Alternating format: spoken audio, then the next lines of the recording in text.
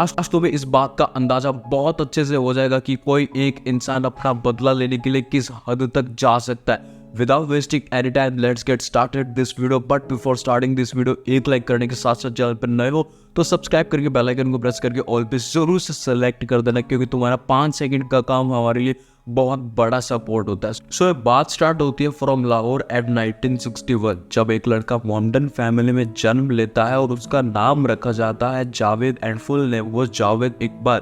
सो जावेद इकबाल के टोटल 8 भाई बहन थे, जिसमें जावेद इकबाल 6th नंबर पे था। सो जब ये लड़का जावेद इकबाल 17 साल का होता है, तब आस पड़ोस के जो लोग होते हैं यानी कि पड़ोसी, उनमें से एक पड़ोसी इस 17 साल के लड़के यानी कि जावेद इकबाल पे ये बोल के केस कर देता है कि ये छोटे बच्चों के साथ में सेक्सुअली हार्म करता है, उनका यौन शोषण कर देता है। पुलिस बिना कुछ सुने सोचे समझे उठा के ले जाती है, एक ना सुनती है पुलिस किसी की भी, और इसे बहुत पीटती, जेल में रखती। ये सब जावेद इकबाल के साथ होने के बाद में जावेद इकबाल के मदर, फादर, भाई बहन, मम्मी पापा, आस पड़ोस, रिश्तेदार सब इससे किनारा कर लेते हैं। मेरे कहने का मतलब सब लोग दूरी बनाने लग जाते हैं। लेकिन माँ बहुत ज़्यादा प्यार करती थी जावेद, इसलिए 3-4 साल तक डेली हर दिन उसकी मदर जेल में अपने बेटे से मिलने जाया करती थी जावेद इकबाल से, और उसके सामने बहुत ज़्यादा रोया करती थी। अब एक दिन क्या होता है, 3 से 4 साल बाद में जावेद इकबाल की मदर की डेथ हो जाती है, और उस दिन जावेद इकबाल जेल में ही होता है। सबसे बड़ा ट्विस्ट ये होता है,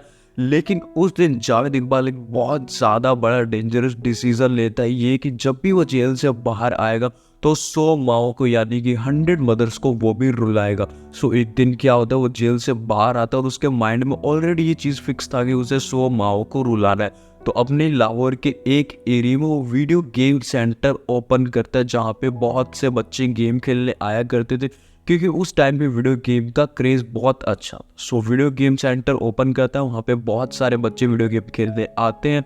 अब वहाँ पे ये सोचता है कि मुझे अपना काम कर लेना चाहिए, मुझे अपना टारगेट पूरा कर लेना चाहिए। लेकिन उसके माइंड में ये चीज़ आती है कि यहाँ पे कौन कौन बच्चे पुअर फैमिली से बिलोंग करते हैं, कौन से रिच फैमिली से बिलोंग करते हैं, कौन अच्छी फैमिली से बिलोंग करते हैं। ये चीज़ चेक करना उसके लिए इसलिए ज़रूरी था क्योंकि जो रिच एंड अच्छी पावरफुल फैमिली से बिलोंग करते हैं, सो उसे कुछ भी खतरा हो सकता है, वो फंस सकता है लंबे टाइम के लिए। सो वो टारगेट कर रहा था गरीब बच्चों को पुअर फैमिली से बिलोंग करते थे, ठीक है। सो ये चीज़ चेक करने के लिए एक दिन अपने वीडियो गेम सेंटर में जावेद इकबाल क्या करता है, छुपके से बच्चों के पीछे या फिर बच्चों के आसपास की जगह पे 100 रुपीज़ का 100 रुपये का नोट गिरा देता है, जहाँ पे बच्चों को तुरंत नहीं पता चलता है। और जावेद इकबाल दूसरे रूम में जाके दूर से देखने लग जाता है कि इस नोट को कौन बच्चा उठाएगा, ठीक है। जो भी यार मतलब जिसके मन में ऐसा होगा कि 100 रुपीज़ आपके गिरे हैं, आप ले लो, ऐसा किसी ने नहीं बोला, ठीक है। एक बच्चे ने चुपके से वो नोट अपनी पॉकेट में डाल लिया, ठीक है। और कुछ देर बाद में जावेद इकबाल उस रूम में आते हैं जहाँ पे 100 रुपीज़ गिरा है। तो सभी बच्चों से पूछते कि किसी ने यहाँ पे 100 रुपए का नोट देखा, तो सारे बच्चे मना कर देते कि किसी ने भी नहीं देखा। इवन कि जिस लड़के ने 100 रुपीज़ का नोट उठा के अपनी पॉकेट में डाला था, वो भी बोल देता है कि मैंने नहीं देखा, ठीक है। लेकिन ये बात जावेद इकबाल को पता चल जाती है कि ये बच्चा झूठ बोल रहा है। सो अब क्या होता है, दूसरे रूम में जाके जावेद इकबाल उसी बच्चे को बुलाता है जिसने 100 रुपए का नोट उठाया था। एक दूसरे रूम में बुलाने के बाद में उस बच्चे को बहुत पीटता है, उसके कपड़े उतार देता है एंड बहुत कुछ गलत करता है। एंड ये सब करने के बाद में वो 100 रुपये वापस भी नहीं लेता है। ये सब करने के बाद में जावेद इकबाल का कॉन्फिडेंस बहुत ऊपर चला जाता है। सो अब वो सोचता है कि अब मुझे अपना काम कर लेना चाहिए, शुरुआत कर देनी चाहिए, धीरे धीरे बच्चों को मारना शुरू करूँगा और उनकी मदर्स रोएगी। लेकिन यहाँ पे स्टोरी कंप्लीट नहीं होती है। अब एक ट्विस्ट आता है कि जैसे ही जावेद इकबाल ये सब चीज़ों को अंजाम देने ही वाला था कि बच्चों के एग्ज़ाम शुरू होने की वजह से बहुत सारे इवन की सारे बच्चे जो वीडियो गेम सेंटर में आना बंद कर देते और वहाँ पे कोई भी नहीं आता। सो कुछ टाइम के अंदर जावेद इकबाल अपना वीडियो गेम सेंटर को कर देता है बंद करने के बाद में वो फिश एक्वेरियम जैसा कुछ सेंटर ओपन करता है, जहाँ पे बहुत सारी फिशेस होती है, रंग बिरंगी कलरफुल फिशेस होती है, जहाँ पे अक्सर बच्चे कलरफुल फिशेस देखने आया करते थे। और एक दिन जावेद इकबाल के माइंड में ये बात क्लिक हुई कि अभी मेरे को अपना टारगेट कंप्लीट कर लेना चाहिए, बिल्कुल परफेक्ट टाइम है। लेकिन इसी के साथ साथ एक बात और माइंड में आती है, हो सकता है कि इस टारगेट को मैं अकेला ना कंप्लीट कर पाऊँ, कुछ प्रॉब्लम हो जाएगी। इसीलिए वो अपने प्लान के अंदर इस टारगेट के अंदर 3 लड़कों को और इंक्लूड करता है, जिसमें से एक का नाम होता है साजिद और एक लड़के की एज लिटरली सिर्फ 13 साल होती है, जो कि कुछ ही दिनों में मर्डर्स करने वाला था। अब एक दिन क्या होता है कि जहाँ पे बच्चे कलरफुल फिशेस देखने आया करते थे उसके एक्वेरियम में, तो एक दिन एक बच्चे को बेला फुसलाकर कहीं दूर एक घर में ले जाया जाता है एंड वहाँ पे उसके कपड़े उतार के उसे पीटा जाता है, न जाने बहुत कुछ किया जाता है और उसका मर्डर कर दिया जाता है, उसे मार दिया जाता है, खून के छींटे दीवारों पे लग जाते हैं और उस बच्चे के 100 टुकड़े करके, मतलब बहुत ज़्यादा टुकड़े करके ड्रम में डाल दिया जाता है उस बच्चे को। अब ये प्रोसेस काफ़ी टाइम तक चलता रहता है, करते करते करते एक दिन जावेद इकबाल 90th यानी कि 90वें बच्चे पे पहुंचता है, ठीक है। और जब वो 90वें बच्चों को मारता है तो उसके जो कपड़े होते हैं, शूज़ होते हैं, वो नदी में नहीं फेंकता, उससे पहले वाले सारे बच्चों के यानी कि जो 89 बच्चों को मारा था उनके कपड़े, शूज सब नदी में फेंक दिया करता था। बट 90th जो 90वां बच्चा था उसका नहीं फेंका। ये चीज़ प्रूव करने के लिए बाद में पुलिस वालों को एंड खुद को सरेंडर करने के लिए कि मैंने 100 बच्चों को मारा, 100 बच्चों को मैंने मारा, ठीक है। सो 90वें बच्चे के जो कपड़े, शूज़ वगैरह होते हैं एक पॉलीथीन में संभाल के रखता है, ठीक है। अब एक दिन आता है कि अपने लास्ट यानी कि 100वें बच्चे को मार रहा होता है। 100वें बच्चे को मारने के बाद में उसके लिए सब कुछ नॉर्मल होता है क्योंकि उसने अपना टारगेट कंप्लीट कर लिया और वो खुद से चल के लाहौर के पुलिस स्टेशन में जाता है। ये बोलता है कि मुझे अरेस्ट कर लो, मैंने 100 बच्चों का मर्डर किया, मैंने 100 बच्चों को मार दिया, उनको काट पीट कर ड्रम में डाला है, ठीक है। सो लाहौर पुलिस इसे इग्नोर करती है कि ये बोल के तुम बहुत अच्छे घर से लग रहे हो और तुम्हारा बात करने का तरीका बिल्कुल सही है, सुबह सुबह कोई नशे करके पुलिस स्टेशन में आ गए क्या, तुम जेल के पीछे क्यों जाना चाहते हो, ये बोल देते, ठीक है। बट जावेद इकबाल दूसरी बार उस पुलिस ऑफिसर के एकदम करीब आके कुछ इस तरीके से बोलता है कि मैंने सच में 100 बच्चों की जान ली और उसे मार दिया। और फिर पुलिस वाले उसे बहुत ज़्यादा ज़ोर से डांट कर पुलिस स्टेशन से बाहर निकाल देते हैं। इसी वजह से एक महीने बाद यानी कि 8 दिसंबर को लाहौर का famous newspaper by the name of Jang को जावेद इकबाल खुद एक लेटर लिख के सेंड करता है, जिस लेटर के अंदर सब कुछ होता है। उसने क्यों, कैसे, किस वजह से, किस प्लानिंग से कितने यानी कि 100 बच्चों की जान ले ली है और इस वजह से वो खुद को सरेंडर करने के लिए, खुद को सजा देने के लिए लाहौर पुलिस के पास भी गया था, जिस लाहौर पुलिस ने जावेद इकबाल यानी कि इसे इग्नोर कर दिया था। साथों साथ उस लेटर के अंदर उस घर का भी एड्रेस दे रखा था जिस घर के अंदर उन बच्चों की लाशों को काट कर रखा हुआ था, खून के छींटे, उनके कपड़े, शूज वगैरह सब कुछ। सो वो एड्रेस भी दे रखा था। लेटर के लास्ट में एक लाइन ये भी लिखी होती कि आज फाइनली मैं खुद को सजा देने के लिए रावी नदी में कूद कर खुद की जान दे दूंगा। सो ये बात जैसे लेटर के थ्रू जंग न्यूज़पेपर वालों को पता चलती है, वो लोग लाहौर पुलिस को इन्फॉर्म कर देते हैं ताकि वो लोग इस चीज़ पे थोड़ा सा सीरियस एक्शन ले सके। और लाहौर पुलिस तुरंत उस नदी पे जाती है एंड बड़ा सारा जाल बिछा देती है ताकि जावेद इकबाल की बॉडी मिल सके अगर उसने कूद के जान दे दी है तो। लेकिन वहाँ पे कुछ ऐसा देखने को नहीं मिलता, ना ही तो कोई बॉडी फंसती है जाल में और ना ही तो उधर कोई इंसान कूद के अपनी जान लेता हुआ दिखाई दे रहा होता है। इसके बाद में जंग न्यूज़पेपर वालों को और लाहौर पुलिस वालों को दोनों को ऐसा लगता है कि अगर उसकी बॉडी यहाँ नहीं मिली है तो हो सकता है किसी बड़े क्राइम को अंजाम देने की प्लान में हो या फिर हमें गुमराह कर रहा हो। सो अब क्या होता है कि जंग न्यूज़पेपर वाले अपने क्राइम रिपोर्टर को कॉल लगाते हैं और उन्हें ये सब कुछ बताते हैं कि जावेद इकबाल ने एक लेटर भेजा है जिसके अंदर ये सब लिखा हुआ है, एक आदमी ने लेटर भेजा है, तो क्या करना चाहिए। सो जंग न्यूज़पेपर के जो क्राइम रिपोर्टर होते हैं वो भी सबसे पहले यही बोलते हैं जो पुलिस वालों ने बोला था कि कोई क्रिमिनल क्राइम करके खुद जेल के पीछे क्यों जाना चाहेगा, खुद सजा देना क्यों चाहेगा।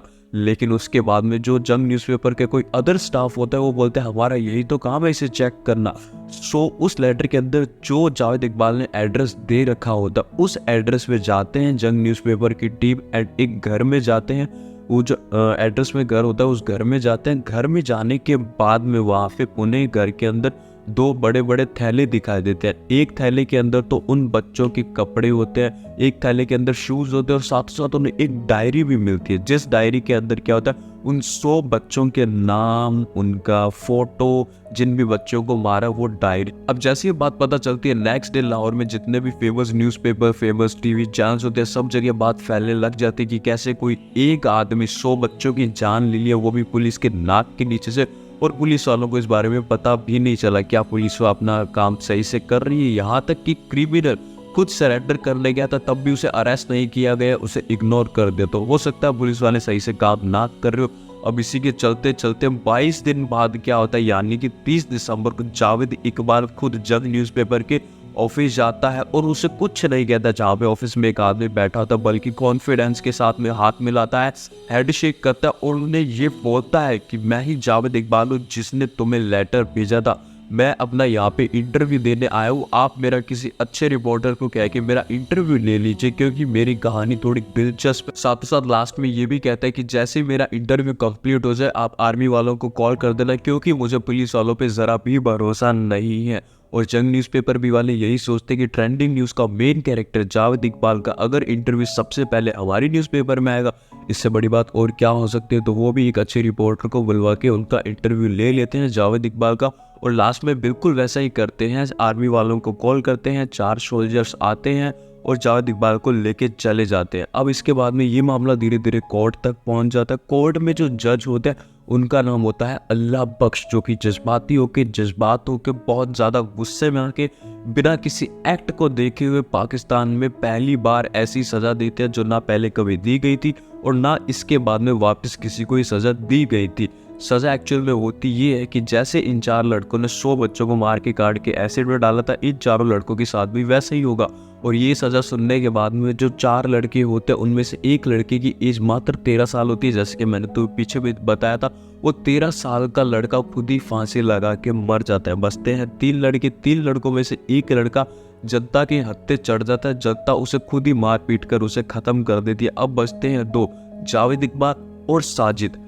इन 2 लड़कों का क्या होगा वो तो तुम्हें पता चलेगा, बट जैसे ये वाली न्यूज़ बाहर आती है कि जज ने ये कौन सी सज़ा सुना दी, कौन से एक्ट के थ्रू ये सज़ा दी है, ये तो कोई रूल नहीं है। सो इसके ऊपर में कोर्ट को वापस से सोचना पड़ता है और कोर्ट अपना सज़ा का डिसीजन चेंज करके ये कहता है कि इन दोनों को सिर्फ फांसी दी जाएगी। और जैसी फांसी की डेट आनी होती है उससे पहले इन्हें एक नॉर्मल जेल में रखा जाता है जहाँ पे ऑलरेडी पहले से कुछ कैदी होते हैं, जो कैदी जावेद इकबाल और साजिद से ये पूछते हैं कि तुम ऐसा क्या गलत काम करके आए हो जो तुम्हें जेल में डाल दे। सो जब जावेद इकबाल और साजिद उन कैदियों को बताते तो वो कैदी भी इन दोनों को मारने लग जाते हैं। सो इन दोनों को उस जेल में से निकाल के साजिद और जावेद इकबाल को उस जेल में डाल दिया जाता है जहाँ पे इंडियन सोल्जर्स को पकड़ के टॉर्चर किया जाता है पाकिस्तान में। सो तुम लोग इमेजिन कर लो कि अब ये मामला कहाँ पहुँच चुका था।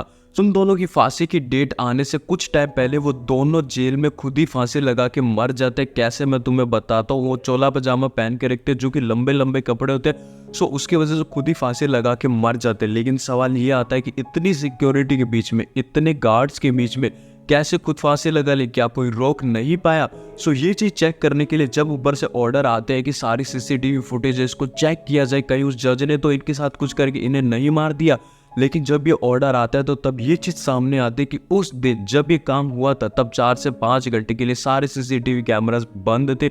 और ये चीज़ को देखते हुए जेल के सारे स्टाफ यानी कि पुलिस, कांस्टेबल, ऑफिसर, गार्ड सबको सस्पेंड कर दिया जाता है। और ये केस आज तक मिस्टीरियस है कि उस जज ने इनके साथ कुछ गलत करके इन्हें मारने पे मजबूर किया था, मरने पे, या फिर उन्होंने खुद ने ही फांसी लगाई थी। तुम लोग इस केस के बारे में क्या सोचते हो नीचे कमेंट करके ज़रूर से बताना। मिलते हैं किसी न्यू वीडियो में, तब तक के लिए एक बड़ी रिक्वेस्ट और मेरी तरफ से, लाइक करने के साथ साथ चैनल पर नए हो तो सब्सक्राइब करके बेल आइकन को प्रेस करके ऑल पे जरूर से सेलेक्ट कर